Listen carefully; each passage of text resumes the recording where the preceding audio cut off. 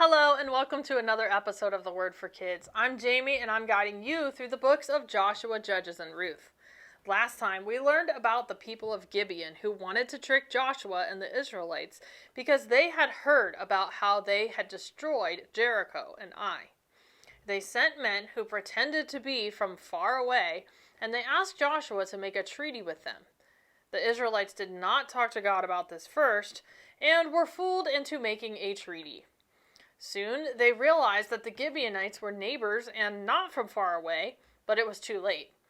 5 kings from nearby towns joined forces to try to attack Gibeon when they heard about this treaty.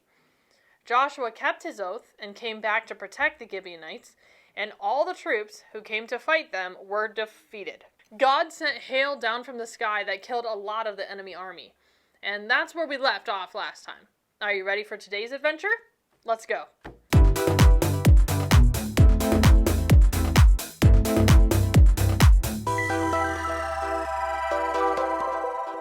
When Joshua had grown old, the Lord said to him, "You are now very old, and there are still very large areas of land to be taken over." He went on to tell Joshua all the areas of land that were still to be taken over. I'm not going to list them all off, but basically he was telling Joshua that there was still a lot of work to be done because a lot of land was left to be captured. God did tell Joshua that he himself would drive out the Sidonians from the mountain region before the Israelites. He told Joshua to allocate the land as an inheritance to the Israelites, dividing it between the 9.5 tribes. Now remember, the other 2.5 tribes already had received their land east of the Jordan. Joseph's tribe had split into 2 half-tribes, which they called Manasseh and Ephraim. So the half-tribe of Manasseh had their land already, but the half-tribe of Ephraim did not. So the Israelites divided the land as Moses had commanded earlier. Their inheritances were assigned by lot, which the Lord had commanded through Moses as well. Now the people of Judah, which was one of the tribes, approached Joshua at Gilgal.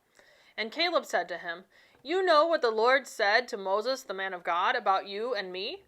I was 40 years old when Moses, the servant of the Lord, sent me from Kadesh Barnea to explore the land. And I brought him back a report according to my convictions. But my fellow Israelites, who went up with me, made the hearts of the people melt in fear." Convictions are just strong beliefs. "I, however, followed the Lord my God wholeheartedly.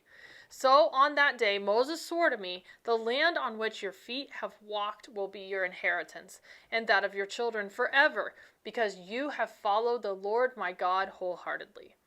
Let's stop right there for today's word of the day.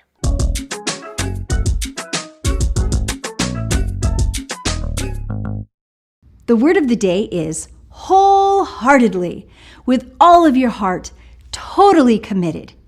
Wholeheartedly. So God had promised Caleb land because he had followed him wholeheartedly. Caleb went on to tell Joshua, "Now then, just as the Lord had promised, he has kept me alive for 45 years since the time he said this to Moses, while Israel moved about in the wilderness. So here I am today, 85 years old. I'm still as strong today as the day Moses sent me out. I'm just as vigorous to go out to battle now as I was then. Now, give me this hill country that the Lord promised me that day. You yourself heard then that the Anakites were there, and their cities were large and fortified. But the Lord helping me, I will drive them out just as he said." Then Joshua blessed Caleb and gave him Hebron as an inheritance. So Hebron has belonged to Caleb because he followed the Lord wholeheartedly. Then the land had rest from war. And that's where our story ends for today, much shorter than last time.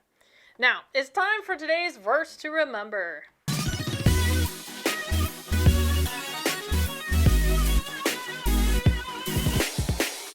Today's verse is Colossians 3:17.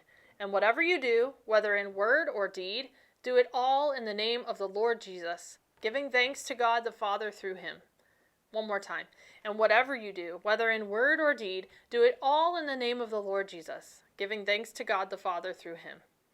Until next time, remember, no matter what you do, whether it's listening to your teacher, cleaning your room, visiting your grandparents, or playing with your friends, follow God with all of your heart and thank him for the ways he helps you every day. God will always be with you. That's all the time we have for today. I can't wait to see you again soon for another episode of The Word for Kids.